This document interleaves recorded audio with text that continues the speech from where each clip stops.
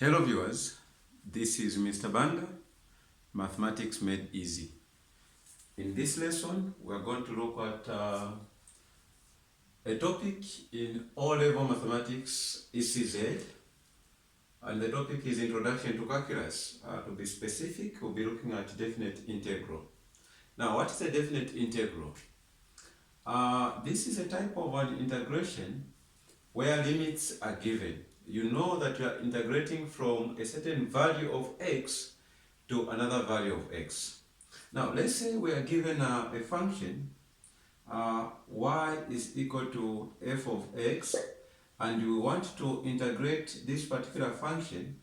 We want to integrate this function from a certain value of x, we'll call it x1 being equal to a, to another value of x, which we'll call it x2 being equal to b. A definite integral of this kind will be given as the integral of f of x, which is y, with respect to x, from the lower limit, which happens to be a in this case, from a to x being equal to b. This is how we define a definite integral. But what must this exactly mean? What does it mean?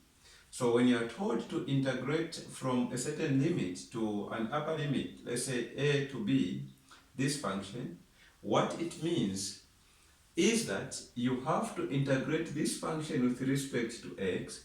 Then after doing so, substitute the value of b wherever there is x. So substitute b for x in your integral, and substitute a for x in your integral, then get the values. So you get the value that you get after substituting b for x in your integral, and the value you get when you substitute a for x in your integral. All you have to do there is to get the difference. So you get the difference between the value you get when you substitute b in your integral and the value you get when you substitute a in your integral of f of x with respect to x. And having done so, what you are going to get is the definite integral of this function from the limit a to b. The application of the value that you get, is actually the area under the curve bounded by the vertical lines x equals a and x equals b, as well as the x-axis, not forgetting the curve itself. So that area which is bounded by the curve, by the vertical lines x equals a and x equals b, as well as the x-axis, is called the definite integral, okay, of f of x from x being equal to a to x being equal to b. This is basically the concept based on this. But let us look at a realistic example where we have values, we have the actual limits, and the actual function. How do you deal with it? Okay, so we have the question here which says evaluate the integral from -1 to 1 of -1 minus 3x with respect to x. This question is coming from 2023 GCE past paper 2, 12A. How do you do this? How do you evaluate that? So let us look at the working of this particular question. So you have the integral from -1 to 1 of -1, -3x with respect to x. Okay, this was 3x squared. That is 3x squared. So what are you supposed to do? What you are going to do is to integrate this function with respect to x.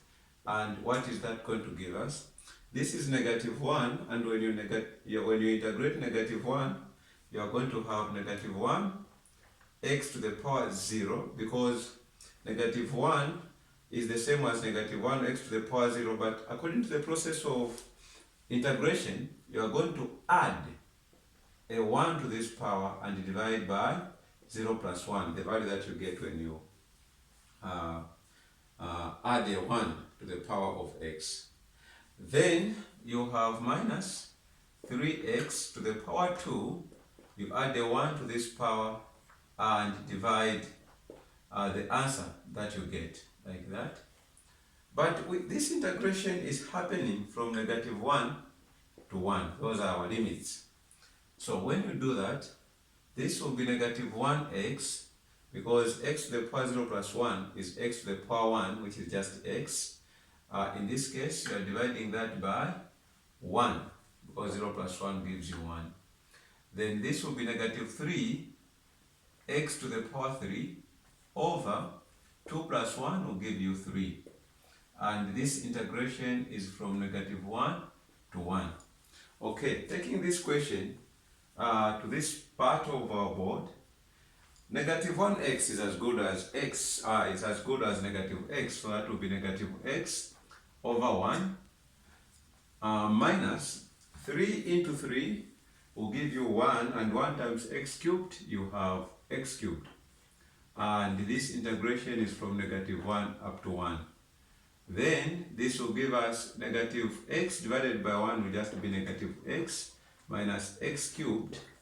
And this integration is from negative 1 up to 1.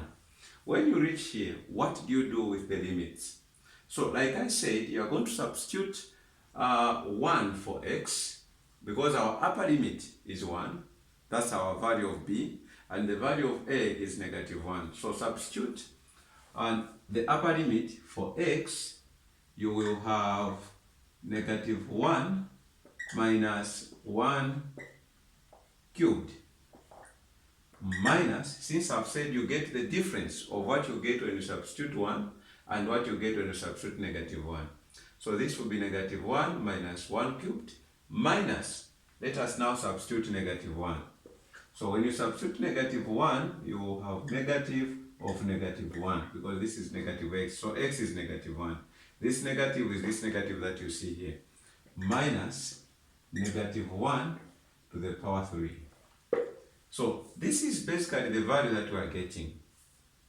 This is going to give us negative 1 minus, what is negative 1 to the power, what is 1 to the power 3? That will be 1 minus negative 1 times negative 1, that is going to give us positive, that will give us positive 1, minus, this will give us negative 1. Okay, but what is that going to be? So, that is going to be equal to negative 2 minus 1 minus negative 1 will give us positive 2. So this will be negative 2 minus 2, which will be equal to negative 4. So this implies that the definite integral from negative 1 to 1 is negative 4. I hope and believe that you enjoyed the lesson. God should richly bless you. And please don't forget to subscribe to my YouTube channel, Mathematics Made Easy with Mr. Banda. God bless you.